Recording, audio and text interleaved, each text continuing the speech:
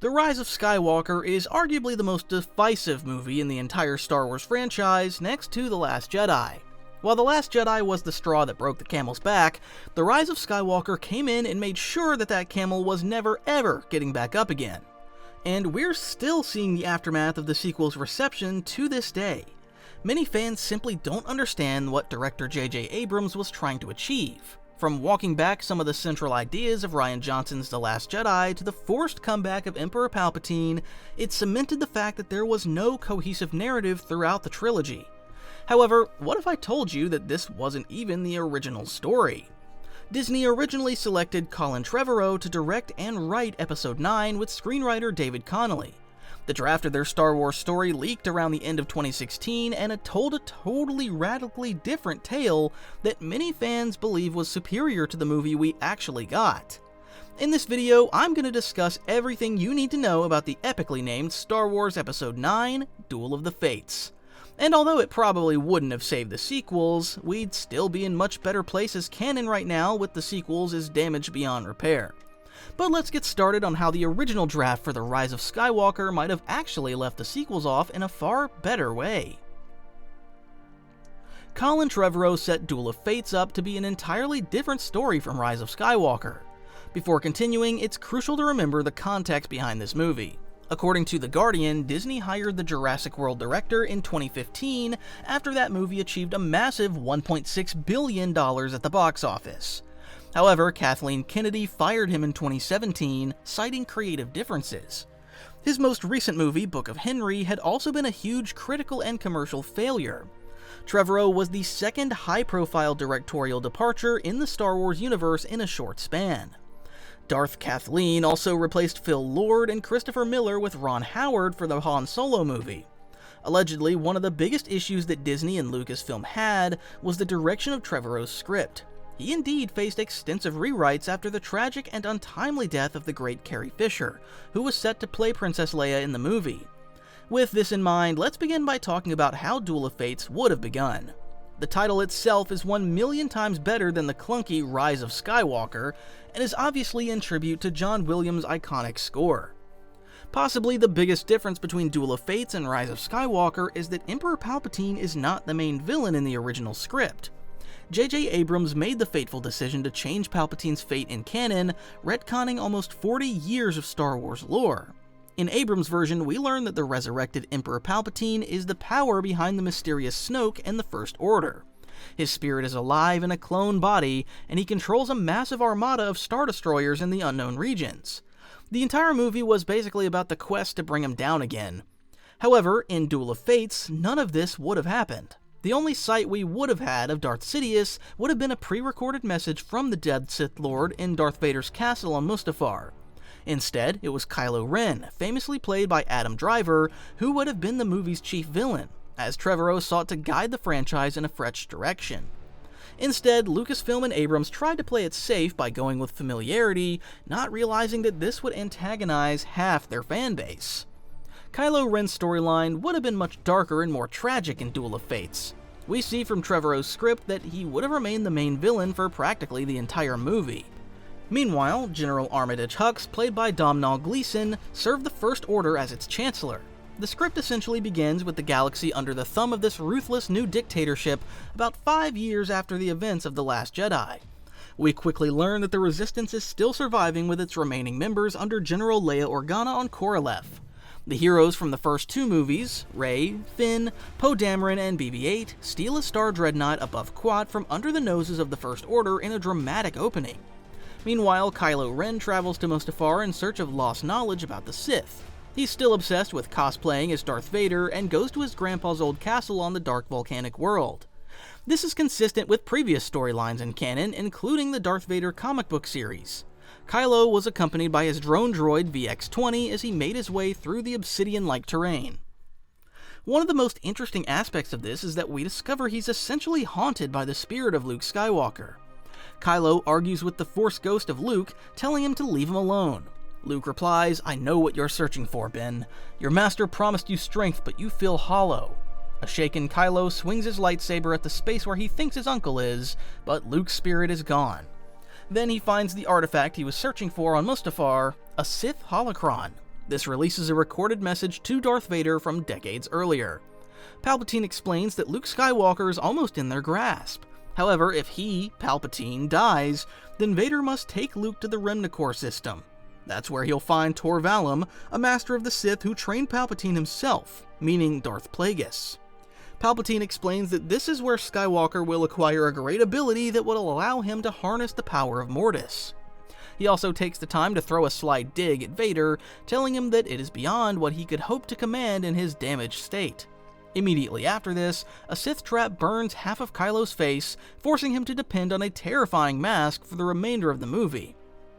It's a nice overlap with the fate of Anakin Skywalker at the end of Episode 3, when he also suffered grievous burns on Mustafar. Anyway, that's it. That's all we get of Palpatine in the entire movie, and it's way better for it. Well, the General has been making additions to his collection for several years now, and if you're anything like me, you've probably imagined what it could be like to own a saber yourself. So that's why I started my own store called Stickman Sabers, with a singular goal in mind.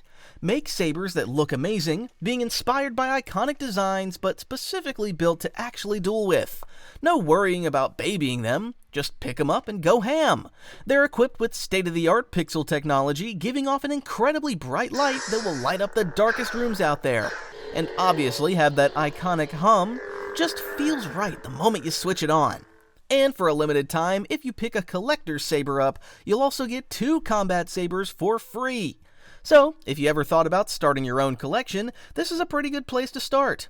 Links in the description, and now, let's get back to the video. Many fans criticize the Disney overlords for overlooking the Legends continuity when they create new Star Wars stories for the current canon. That's why we should acknowledge that the Palpatine storyline in Rise of Skywalker is heavily inspired by the Dark Empire series.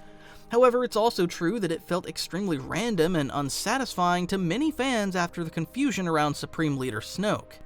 Trevorrow's decision to go all in on Kylo Ren could have made him one of the most iconic villains in Star Wars history. He doesn't enjoy the same redemption arc in Duel of Fates as we see in Rise of Skywalker, nor does he have anywhere near the same emotional connection with Rey in this original version. Kylo travels to Remnicor, where he very quickly finds the mysterious Tor Valum. The script describes him as 7,000 years old, which would have made him one of the most ancient living beings in the Star Wars galaxy. To put this in perspective, that roughly aligns him with the rise of the early Sith Order on Korriban in Legends, as well as the Republic's Great Manifest period. Tor Valum is a curious figure because he's not exactly a full Sith Lord. Obviously, he doesn't have the Darth title that we all instantly recognize. Reportedly, according to CNBC and Den of Geek, Trevorrow and David Connolly were trying to create a dark-side Yoda-like figure to train Kylo and take him to the next level. They definitely didn't do this perfectly because Tor Valum's very existence opens an entire can of worms. Firstly, why wouldn't such a powerful and evil being try to take over the galaxy? Another issue is that his existence seems to break Darth Bane's Rule of Two. The Darth Bane novel is no longer part of the current canon, but the Rule of Two definitely is. Tor Valum would also have replaced Darth Tenebris as Plagueis' mentor. Ultimately, Tenebris was first mentioned in the current Star Wars canon in issue 42 of Star Wars Build the Millennium Falcon in 2015. It's important to give Trevorrow and Connolly the benefit of the doubt because this was only the first or second draft of the script, so they may have made significant changes to Tor Valum. During his time training with Tor Valum, Kylo loses a duel to an apparition of Darth Vader in a cave containing a dark side vergence, recalling the Cave of Evil on Dagobah. Later, he gains the power to drain life energy from beings to strengthen himself. Star Wars has a long and illustrious history of Darksider users consuming the essence of life itself to boost their powers. Darth Nihilus is the most iconic example in Star Wars Knights of the Old Republic 2. He literally drained the entire life from planets to sate his eternal hunger. However, Kylo's new powers were more similar to those of Darth Vitiate in the Old Republic MMORPG. Unlike Nihilus, Vitiate had control over his abilities and used them to gain immortality as arguably the most powerful Sith Lord in Star Wars lore. Anyway, Kylo stole this dark side power from Tor Valum before turning it against the ancient being and leaving him an empty, broken shell. Again, this is a weakness because it does seem too easy for Kylo. Tor Valum is also out of the movie in just 2 scenes, which simply isn't enough of an impact for such an ancient and apparently powerful being. Nonetheless, the storyline itself is compelling. And it instantly raises the stakes because now Kylo represents a threat to everybody in the entire galaxy. Throughout the remainder of the movie, Kylo becomes darker and more tyrannical than ever, but the most fascinating aspect is that he has his own agency, instead of playing secondary to Snoke or the reborn Palpatine. He also doesn't enjoy the same get-out-of-jail-free card that he receives in Rise of Skywalker. Ultimately, he sacrifices his life at the end of the Duel of Fates to save Rey, but it's nowhere near the same redemptive arc as he undergoes in the Abrams version. Anyway, more on that later. One character who definitely gets a more satisfying journey in Duel of Fates is Rey, played by Daisy Ridley. She had the potential to become an iconic Star Wars character, but it's fair to say that many people think that The Rise of Skywalker made a mess of her origins. Let's go back to Episode 8, when Rey is brought before Snoke on the Supremacy. In a genuinely shocking moment, Kylo Ren killed Snoke before fighting alongside Rey against the Praetorian Guards in the Red Throne Room. After this intense clash, he invites her to join him and rule the galaxy together. As he pressures her about her parents, he forces her to admit they were nobody. Then Kylo adds the extra detail that they were filthy junk traders who sold her for drinking money and that they died on Jakku. Rian Johnson's movie is also very polarizing, but it did win critical plaudits for being brave enough to try to take the franchise in a genuinely fresh direction. Love it or loathe it, there's no denying this fact. Rey's parentage became one of the most debated plot points in the franchise. Many fans actually liked this concept of her parents being nobodies because it suggested that greatness could come from anywhere, and it also makes the galaxy feel more alive, where not every powerful figure comes from a select few families in the entire friggin' galaxy. However, Rise of Skywalker totally blew this apart. We learn that Rey was actually Palpatine's granddaughter, so she was part of one of the most powerful bloodlines in the galaxy. This was probably intended to increase the jeopardy in the movie because we're supposed to believe that there's a genuine risk of Rey turning to the dark side. The story shifts toward the ideas of being able to overcome the darkness within your family. Her struggles revolve around her fear of becoming evil and her connection to Kylo Ren as a dyad in the Force. Finally, after overcoming all of this, she sheds her Palpatine connection and adopts the Skywalker name. None of this happens in Duel of Fates.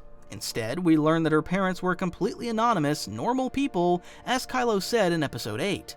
However, we do get the added detail that the Knights of Ren killed them. This instantly raises the stakes in the script because suddenly there's a real personal tension between Rey and Kylo with none of the potential romantic undertone that we get in Rise of Skywalker. Toward the end of the Duel of Fates script, we learn that her real name is Rey Solana. This is way more satisfying because it makes Rey a much more interesting character, and it establishes continuity within the previous movies in the trilogy. One of the main criticisms of Rey across the sequel trilogy is that she's a Mary Sue character. Some fans believe that she doesn't have any flaws and is overpowered, especially in Episode 9. This is a bit unfair because she's definitely insecure and seeking validation from a family she hasn't seen for years. She also grew up alone in one of the most hostile environments possible for a child. Nonetheless, it never feels like she's at risk of succumbing to the dark side in Rise of Skywalker. Yes, we get a vision of evil Rey, but it never seems close to reality. This is drastically different in Duel of Fates because her story is much more complex and tumultuous. In Trevorrow's version, Rey continues training with the Force ghost of Luke Skywalker on Ahch-To.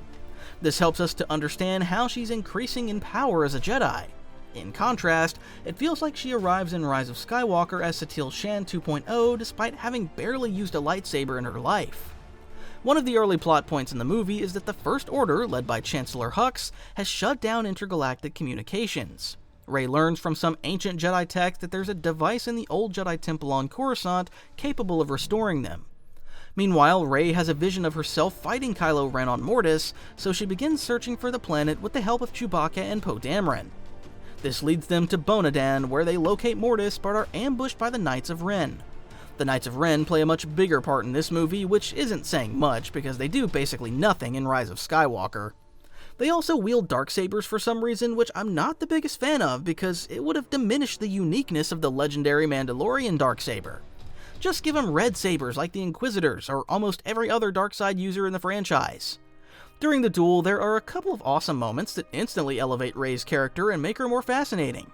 Firstly, during a clash with Hataska Ren, she loses her grip on her lightsaber. Hataska Ren stands over her, raising his darksaber for the kill. That's when the Force triggers a vision in Rey's mind of Hataska slaying her parents, which she somehow knows to be true. She erupts in anger and unleashes purple Force lightning, destroying him and leaving his smoking body on the ground. Yes, we're talking about Darkside Rey. This genuine jeopardy is something that we were really missing from Rise of Skywalker. It's reminiscent of Anakin Skywalker losing control in Attack of the Clones, and Luke's fury as he fought Darth Vader in Episode 6. Poe and Chewbacca witnessed with the script explaining that they are disturbed. However, Poe attempts to pass it off by saying it's okay. Jedi do that, right? This leads us to the second key incident in quick succession. Poe and Chewbacca want to accompany her to Mortis, but Rey refuses to allow them.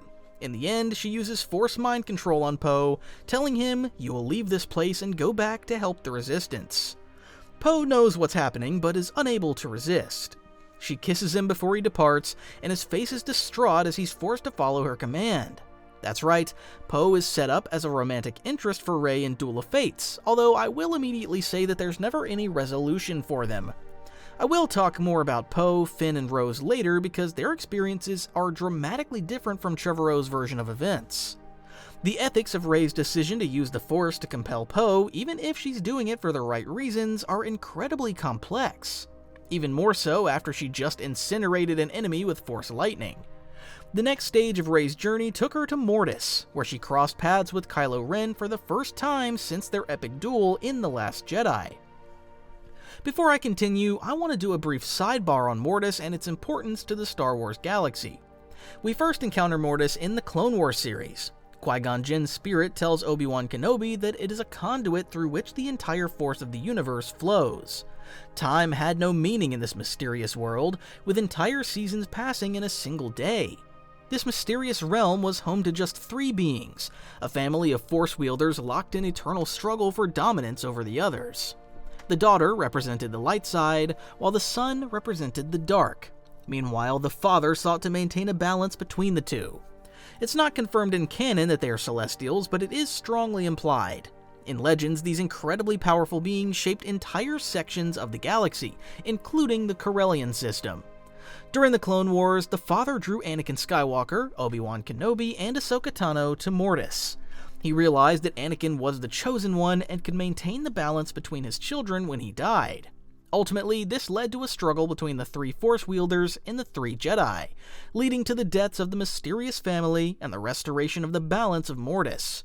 This is an incredibly esoteric world, so it's entirely plausible it would contain mysteries of unbelievable power. Again, Duel of Fates would have developed existing Star Wars lore, unlike the version of Episode 9 we got. Anyway, Rey and Kylo Ren both make it to Mortis, where they experience visions. Kylo sees his father, Han Solo, who tells him that his mother can't see him the way he is and begs him to hand over his lightsaber. We get a flashback to Han's tragic death on Starkiller Base in The Force Awakens, before a shaken Kylo wakes up in the snow on Mortis. Meanwhile, Rey sees her fleeing parents who tell her to wait for them, and that they'll come back. She questions why they were afraid before begging Luke to give her answers, but he doesn't reply. In her frustration, she cuts down a statue with her lightsaber, another sign of her battle against her dark side. Again, it's very clear that this is a much more flawed version of Rey than the one Abrams gave us. Finally, she encounters Kylo Ren, and the pair have a verbal confrontation that erupts into a full-blown lightsaber battle. First, Kylo admits that his Knights of Ren killed Rey's family because their mission was to purge anyone who was a threat to Snoke. Rey was supposedly their main target as a Force user of great potential. We can assume they intended to train her as one of them.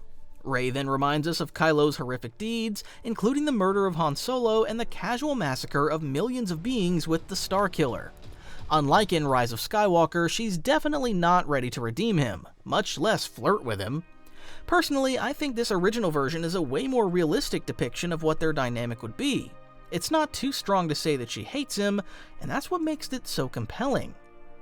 They begin an intense lightsaber duel with Rey wielding a double-bladed blue lightsaber staff. Now personally, I actually like her yellow saber at the end of Rise of Skywalker because it was cool to see that color make it into a live-action canon. It would be cool to see her with double-bladed yellow staff like Bastila Shan and Knights of the Old Republic. Anyway, they have a ferocious duel that ends in the most dramatic circumstances, with Kylo blinding Rey with his saber on the steps of the Temple of Mortis. He says, "Goodbye, scavenger," before walking away and leaving her bleeding and sightless. Rey's vulnerability is made plain here because she's alone on Mortis with nobody to help her. Reading the Duel of Fates script, it genuinely feels like all is lost. This is a major difference from Rise of Skywalker, where it never feels like Rey's in real danger, even when she faces Kylo on the stormy seas of Kef Bir, amidst the wreckage of the first Death Star. This scene in Episode 9 is one of the better fights of the sequels, and it's clear that Kylo is a superior lightsaber duelist than Rey. He's ready to strike her down when Leia, in her dying act, calls out to her son with the Force and distracts him. Rey then seizes this moment to impale Kylo with her own weapon. She then senses Leia's death and is somehow overcome with guilt, despite Kylo being a genocidal, radical maniac, so she Force heals him. This was a moment that divided many fans because Force healing is an extremely niche and specialized power. In the canon High Republic series, the Padawan Enya Keen makes it clear that this is outside of her abilities. Barriss Offee was one of the most notable young healers of the Clone Wars era. In the canon young adult novel Queen's Hope, we learn she was responsible for healing many of the injured Jedi on Geonosis. Meanwhile, the Mon Calamari Jedi Silgal becomes a Jedi healer in Kevin J. Anderson's Jedi Academy series. After healing Kylo in Rise of Skywalker, Rey disappears into exile on Ahch-To like Luke did. Meanwhile, Kylo has a vision of his dead father Han that ultimately causes him to reclaim his old identity of Ben Solo. None of this happens in Duel of the Fates, and it's arguably much better for it. Of course, Duel of Fates is Star Wars 2, so Kylo Ren can't win. He makes his way through the Temple of Mortis, past the statues of the Ancients, to the place where he finds a slab in the ground that covers a deep void. He eagerly opens it and discovers nothing. Kylo slashes the statues with his crackling lightsaber in a state of furious anguish. Then Luke reappears to him, telling him he's lost. Kylo tries to slash the Force ghost with his lightsaber, but Luke catches it in his hand, stopping the swing in midair. Then he has the audacity to tell him, "You are no Skywalker." Then Luke, Leia, and the love of all her friends revive the broken, bloody Rey on the temple steps. She stands up and unwraps a bandage of cloth from her arm, tying it as a blindfold over her damaged eyes. It's a crime that the execs read this and thought, no, that's not good enough. This would have been one of the most epic moments in Star Wars history. I also want to point out that the script explicitly writes, "With all her strength, the Last Jedi rises." Again, Trevorrow was careful to maintain a sense of continuity with Episode 8, instead of undoing everything that Rian Johnson came up with. It also set the stage for Rey and Kylo's final showdown. As she faced him under the arched doorway of the temple, she said the following lines, which would have irrevocably changed the future of the Star Wars franchise. The dialogue reads, "Our masters were wrong. I will not deny my anger, and I will not reject my love. I am the darkness. I am the light." These words are radically different from 25,000 years of Jedi doctrine, but they're also reminiscent of Revan's ideas after his return to the Jedi Order after the events of Knights of the Old Republic. In the novel, The Old Republic Revan, we learn of his fascination with a more balanced perspective of the Force. This has also been alluded to in canon with the paths of Ahsoka Tano and Baylan Skoll outside of traditional Jedi and Sith parameters. Rey and Kylo's second duel is much closer than the first, with the script describing them as two sides of a coin, flame and shadow. Finally, Rey finds an opening, destroying Kylo's lightsaber at the hilt and cutting off several of his fingers. That's a nice little tribute to both Anakin and Luke Skywalker losing a hand in duels. Then she separates her dual lightsabers and points one blade to his chest. A stunned Kylo realizes she's unbelievably powerful, but then he remembers the skills he gained from Tor Valum and begins to drain the life from her. His skin begins to heal, and he stands tall and energized as Rey collapses to the ground, extending her hand. This is when we get a similarity to Rise of Skywalker. Leia intervenes, calling her son's name before telling him to come back and to come home. Something happens to him when he hears her words, and he hesitates, feeling the same thing that Darth Vader did before his death, as he becomes Anakin Skywalker again. Kylo took Rey's hand and allowed the living Force to flow back into her, leaving him a broken shell. They collapsed onto one another, both on their knees, their foreheads pressed against each other, before Kylo says her name, Rey Solana. Then he dies. There is no dramatic moment of redemption like in Rise of Skywalker or even in Return of the Jedi. The script doesn't explicitly say that Kylo returned to the light side, even if it is implied by his final actions. It's very reminiscent of Darth Sion's fate in Knights of the Old Republic 2, because his death is like a blessing after years of perpetual agony. Next, Luke, Obi-Wan Kenobi, and Yoda appear to Rey. They acknowledge that she has taught them much as she strove for balance by adopting the darkness and the light.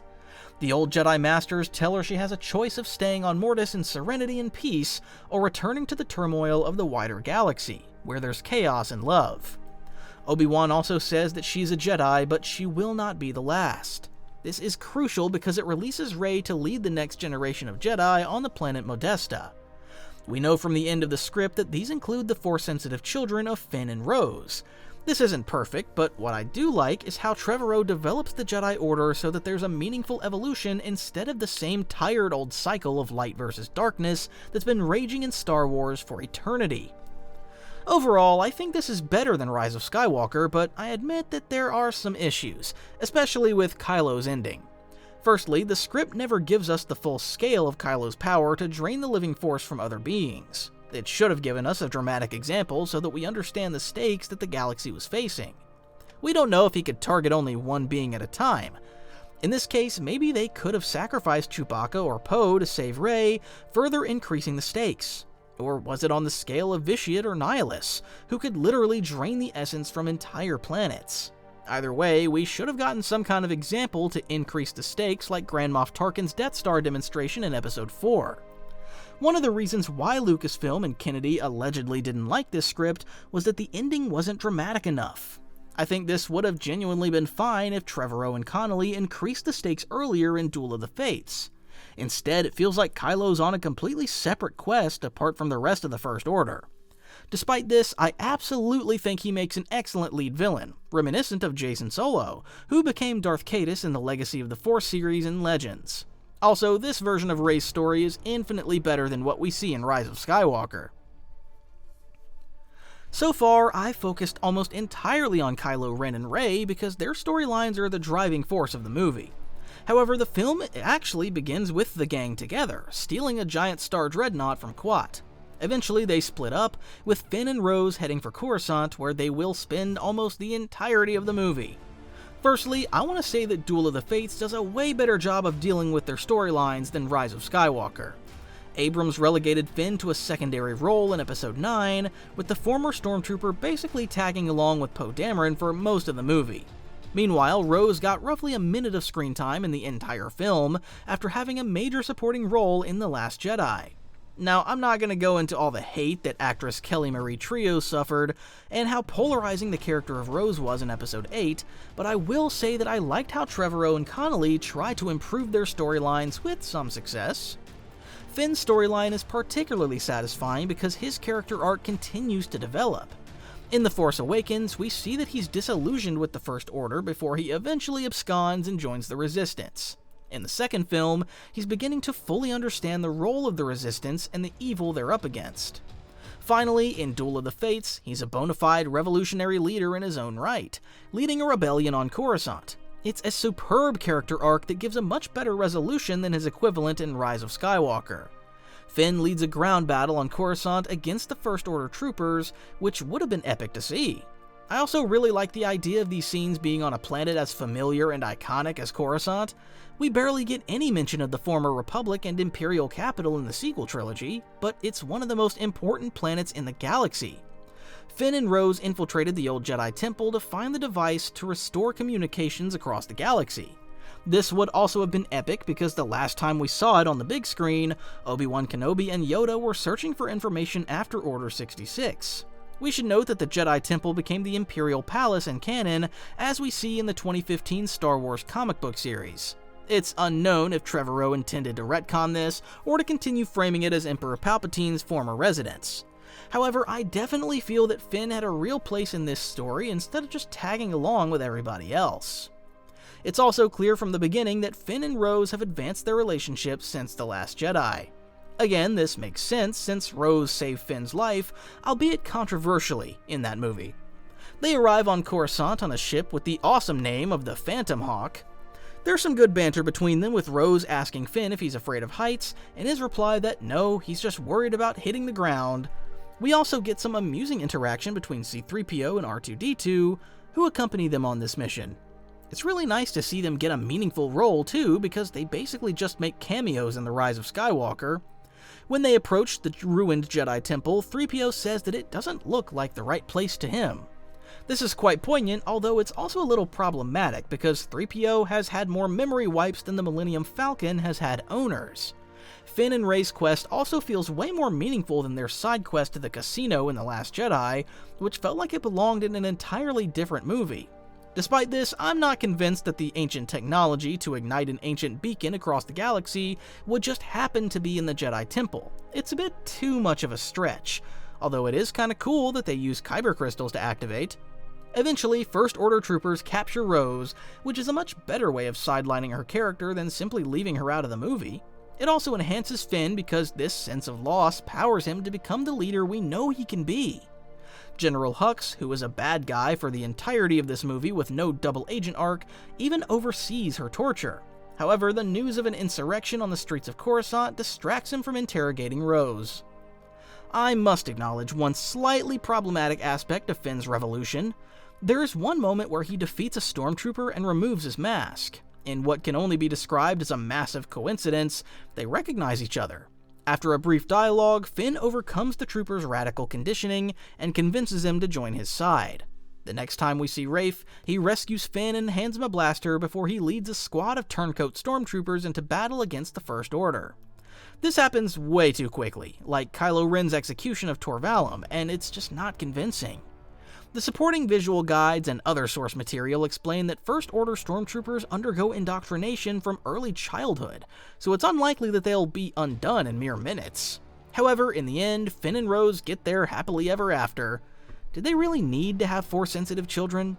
Again, it feels a little bit too convenient, but I guess Rey needed to have somebody to train.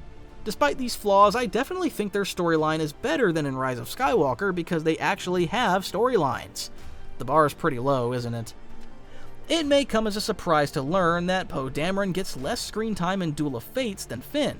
He probably shares the screen about the same amount of time as Rose. I've already discussed how he accompanies Rey and Chewbacca into Bonadan, where they have an intense confrontation with the Knights of Ren before Rey emotionally parts ways with her friends. After this, Poe doesn't really get too much to do by himself. That may actually be a good thing because we arguably got too much of him in The Last Jedi. Some Star Wars fans hated his scenes with the notorious pink-haired Admiral Holdo. Perhaps his most powerful moment is when he convinces Leia to join the war effort on Coruscant. He tells her that her generation already won its war and showed the resistance that it could be done. Leia is reluctant to risk millions of lives, but Poe persuades her by saying, "Resistance is reckless. Passion is the greatest weapon we have." Eventually, she relents and agrees that the Resistance will provide air support for Finn's ground insurrection on Coruscant. There is one aspect of the following battle that makes absolutely zero sense, though. As Poe, Chewie, and BB-8 rush to the hangar bay of the Eclipse Star Destroyer that Leia is using as her flagship, Poe boards the Millennium Falcon with Chewie and BB-8, about to follow him, but he tells them no, they don't have enough pilots. So Chewie and BB-8 fly an orange X-Wing against the First Order instead. This is just dumb, because Chewie has been flying and repairing the Falcon for decades. He probably knew the ship better than Han did. Meanwhile, Poe was literally a starfighter jockey who flew X-Wings as his day job. There's just no need to have him in the Falcon's cockpit as Han Solo 2.0. Anyway, the remainder of his story is the space battle before the medal ceremony at the end of the movie. He doesn't get another kiss from Rey, but he does get to fly away on the Falcon again with Chewie, so that's a win. Generally, I think Duel of Fates handles the legacy characters much better than Rise of Skywalker. Luke Skywalker gets a much more meaningful part in this script than the approved version of Episode 9. We quickly learn that Rey has been training with his Force Ghost, which provides a simple explanation for her power boost since the events of The Last Jedi. We can question why a Force Ghost can train someone, as Luke couldn't really train with Obi-Wan's Force Ghost, but let's just suspend our disbelief a bit here. So he provides crucial support for her on her journey to confront Kylo Ren and to overcome the darkness that exists within her. And I also love the way he actively antagonizes Kylo throughout the script, effectively reminding him that he's been a very bad boy, and he's going to pay for his decisions. Han gets a couple of cameos and visions, similar to Rise of Skywalker, but again, it's delivered quite effectively and definitely makes more use of the greatest characters in cinema than what The Last Skywalker did, which was basically not care about them at all.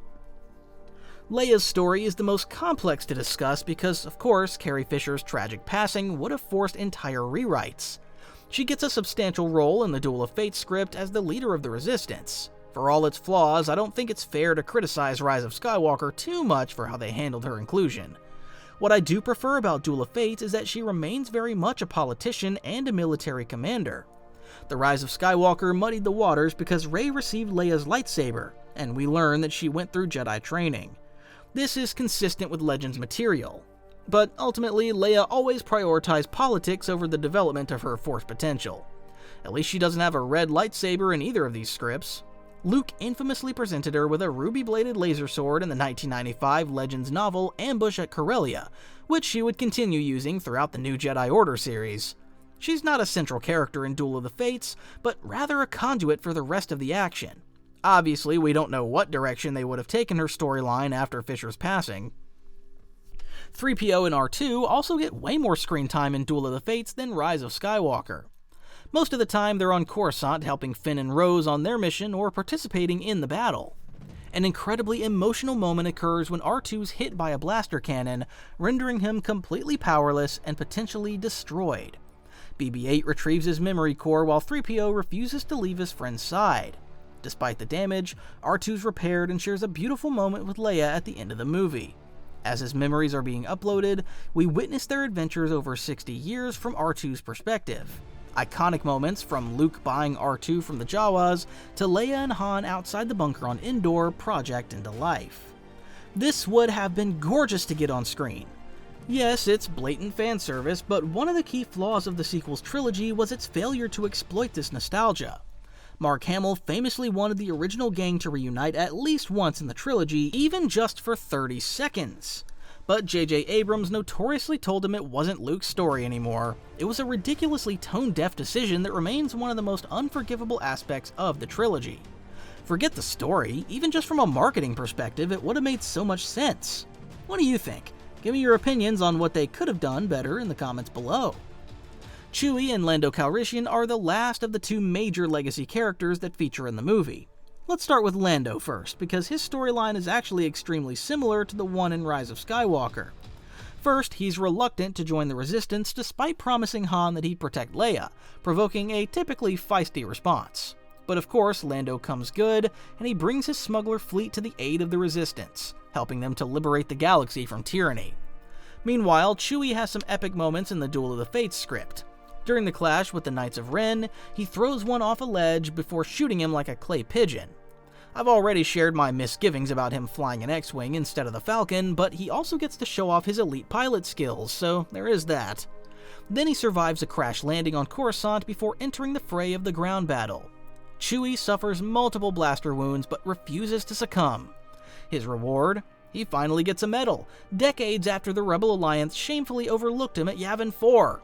Something I would have liked to see that neither Duel of the Fates nor The Rise of Skywalker gives us is more recognition of Chewie's bond with Han and how he's coping with that.